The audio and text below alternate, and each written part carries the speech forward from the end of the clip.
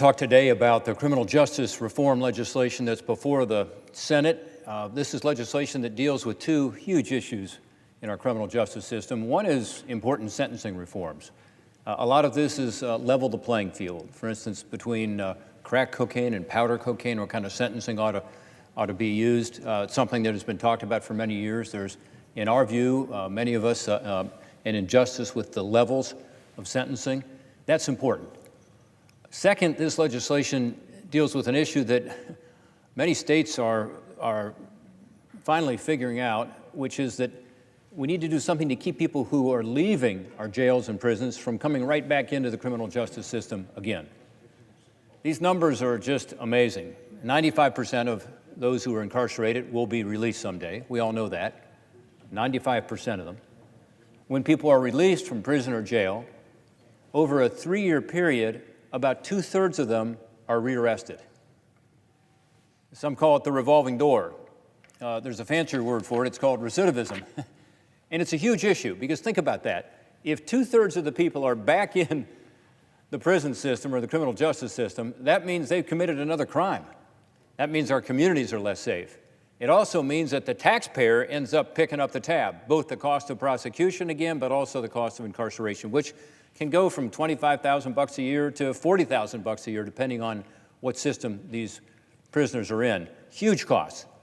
In many of our states, frankly, this is what has driven the push toward doing something about it, because the state budgets have been overwhelmed with the costs of criminal justice.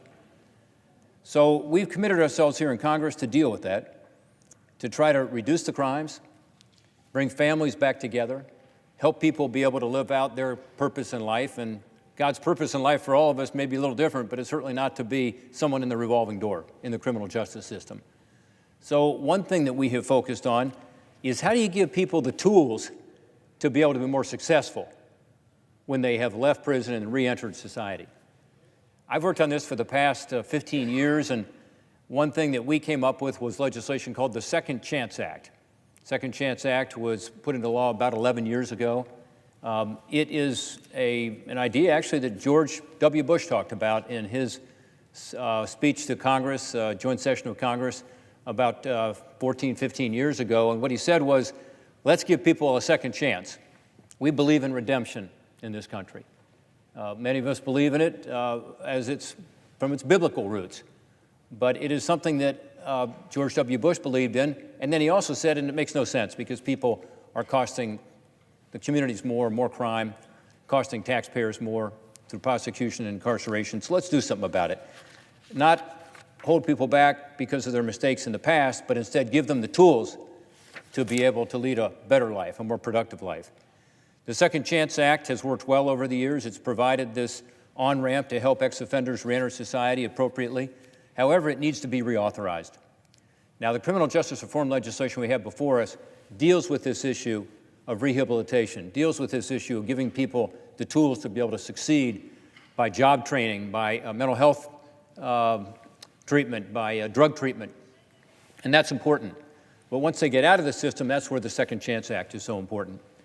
The message is clear. It tells ex-offenders, if you want to turn your life around and become a productive member of society, we want to help you do that.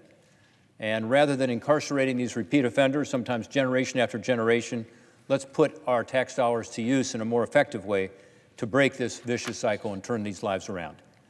Congress appropriated funding for the Second Chance programs this year at $85 million. That's up from $68 million in some years in the past. So we're actually putting more funding against it. But the program needs to be reauthorized to improve the program, to put more accountability measures into the program. And that's what it does. And again, it's part of this broader criminal justice reform that we are voting on today. I have spent a lot of time going around my state of Ohio seeing how these Second Chance Act grants are working. One thing they have done in my state, and probably in your state, is they've created these reentry coalitions. Now, because to get a coalition grant, it's easier to have a reentry coalition making application for it. You have these comprehensive coalitions. I only had a few in Ohio and a few of our counties. Now we have them in over 60 of our counties. And it's great because you have the business sector coming together, the private sector, along with the law enforcement folks, along with the treatment providers. And I've seen it work all over our state. I've seen so many people who have successfully been able to make that transition from prison and a life of crime and this revolving door into a productive life. I'll tell you about one person who is always on my mind when I think about this. It's someone I met at something called Central Kitchen. The Central Kitchen is a reentry program run by the Lutheran Ministry in Cleveland, Ohio. Melvin is the gentleman I met there, and Melvin's story is classic. Melvin had been in and out of prison his whole life. For about a decade and a half, he was in prison, out of prison, in prison.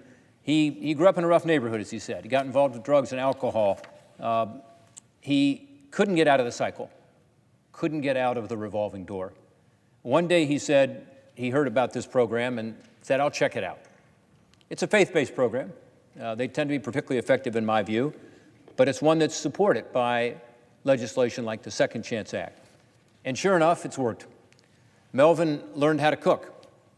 He then worked there at the Central Kitchen, went on to work full-time at another restaurant. As he said, what better way to be rewarded? What better way to be forgiven?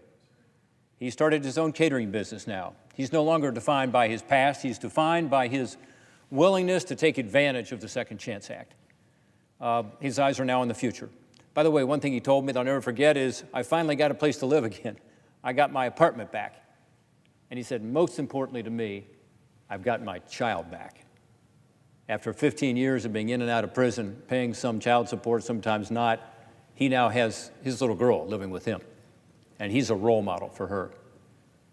And I've seen these role models all over our state. I've seen them in factories. I've talked to supervisors in factories who are telling me that the Second Chance employees I just met with in a roundtable, they're the role models. They show up on time. They're grateful. They realize they've been given a second chance and they take it seriously. So, Mr. President, I support the underlying legislation, the criminal justice reform law that we are now going to take up here on the floor. I think it's the right thing to do for our country in so many respects. Our communities will be safer. Taxpayers will be able to spend their money more efficiently and effectively. And for these individuals who are now given a chance, given the tools to be able to lift themselves up and lead productive lives, that is their purpose in life. God's purpose in life for them is being fulfilled by this legislation. I'm glad it's being reauthorized as part of this underlying legislation. I encourage my colleagues to support this legislation. I thank Senator Leahy, who's the co-author of the Second Chance Act, on the other side of the aisle. This has been bipartisan from the start. I want to thank the President and Jared Kushner for their support of this legislation. I also want to thank those members of the Senate who have been so involved in this, particularly my colleagues on the Judiciary Committee, Senator Durbin, Senator Lee. I just talked to Senator Lee about this legislation a moment ago. He's been tenacious. Senator Grassley, Senator Feinstein, Senator Graham, Senator Booker, Senator Whitehouse, Senator Cornyn, and others. This legislation will make a difference in my state of Ohio and around the country, and I encourage my colleagues to support it.